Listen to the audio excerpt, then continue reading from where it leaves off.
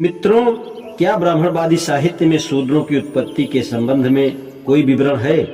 इसमें संदेह नहीं है कि ब्राह्मणवादी साहित्य विश्व की उत्पत्ति और वर्णोत्पत्ति की खोज के बारे में कोई सामग्री मिले या ना मिले, लेकिन शूद्रों की खोज की कहानी पूरी करने के लिए शूद्रों की समस्याओं को एक ग्रंथ में वर्णित किया जाना चाहिए।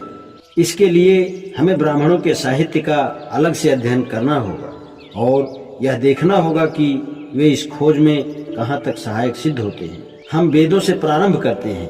ऋग्वेद के पुरुष सूक्त में उत्पत्ति का वर्णन किया गया है, अतः हमें अन्य वेदों के आख्यानों का अध्ययन करना है। यजुर्वेद के दो संस्करण शुक्ल यजुर्वेद और कृष्ण यजुर्वेद हैं। पहले शुक्ल यजुर्वेद को ही लेते हैं। शुक्ल यजुर्वेद की वाजसनेयी संहिता में दो सिद्धांत उपलब्ध हैं। पहले शुक्ल यजुर्वेद को ही लेते हैं। शुक्ल यजुर्वेद की वाजसनेयी संहिता में दो सिद्धांत उपलब्ध हैं। पहला तो पुरुष सूक्त की पुनरोक्ति मात्र है। अंतर केवल इतना है कि इसमें पुरुष सूक्त के 22 मंत्र दिए गए हैं, जबकि ऋग्वेद के मूल पुरुष सूक्त में केवल 16 मंत्र हैं। शुक्ल यजुर्वेद के अलावा 6 मंत्र निम्न हैं। प्रारंभ में विश्वकर्मा ने उसे जल और पृथ्वी के सार से उत्पन्न किया। त्वष्टा ने उसे पुरुष का रूप प्रदान किया कि प्रारंभ में विश्व में पुरुष ही व्याप्त है। 18 है, मैं अंधकार की परिधि से परे सूर्य वर्ण महान पुरुष को पहचानता हूँ। उसको जानने पहचानने पर ही मृत्यु के बंधन से छुटकारा मिलता है। इसके अलावा कोई मार्ग नहीं है। अजन्मा प्रजापति विविध रूपों में प्रकट होता है। विद्वान उसका माध्यम जानते हैं और मारीच के स्थान पर कामना करते हैं। जो देवताओं के लिए प्रकाश करता है, जो देवताओं का पुरोहित है और जो देवताओं से पहले पैदा हुआ है, ब्रह्मा की उस तेजस्वी संतति को नमस्कार। 21 नंबर का है, देवताओं ने ब्रह्मा की संतान वृद्धि करते हुए प्रारंभ में ही व्यवस्था दे दी। ब्राह्मण वह है जो यह जानता है कि देवजन उसके अधीन रहेंगे।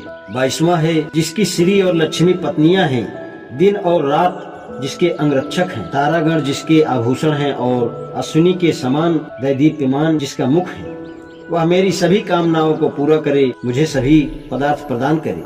वाजसनेयी संहिता में दिया गया दूसरा सिद्धांत पुरुष सूक्त से बिल्कुल ही अलग है। वह इस प्रकार है। 28वां नंबर है, उसने एक की स्तुति की, प्राणी बने अग्नि के साथ स्तुति की। ब्राह्मण की रचना बृहस्पति शासक बना, उन्होंने 5 के साथ स्तुति की। मौजूद पदार्थ उत्पन्न हुए। भूतानापति शासक बना, उन्होंने 7 के साथ स्तुति की। सप्तऋषि उत्पन्न हुए।